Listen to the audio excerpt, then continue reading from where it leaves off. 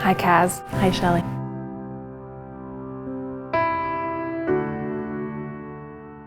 As you know, we are producing a course called The Power of Self-Compassion. So we're just talking to people today about how they treat themselves.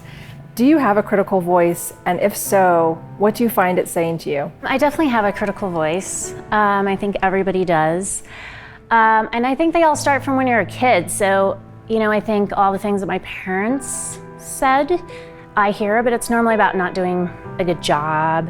It's constantly stopping me as I try to complete thoughts or try to make steps forward. It's a voice that always tells me that I'm not enough, or that I need to do better, or that there's something about me that I have to change.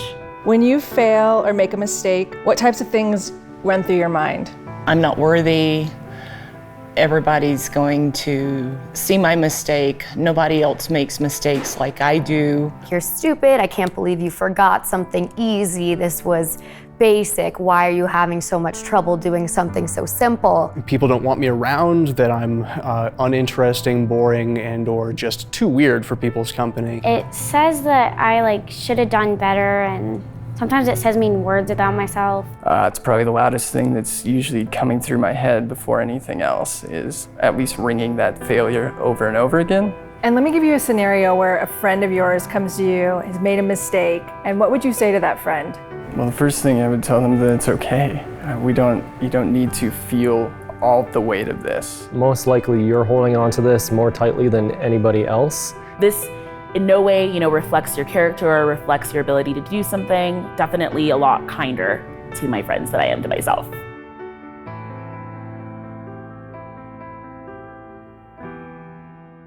How do you think you would change if you used that same voice that you use towards your friends on yourself during those moments of failure and mistakes?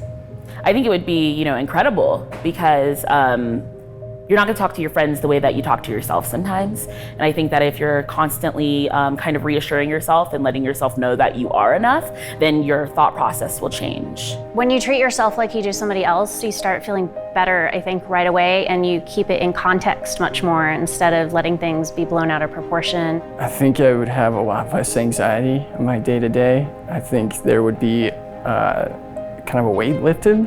It would definitely make me feel better and happier, because when I usually say, when that voice that says mean stuff in my head, I'm not really happy and sad.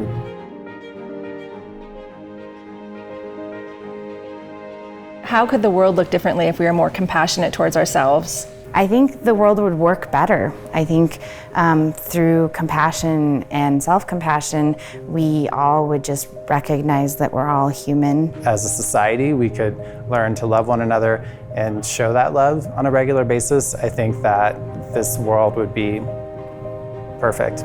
There's a saying that if you love yourself, then you can love others.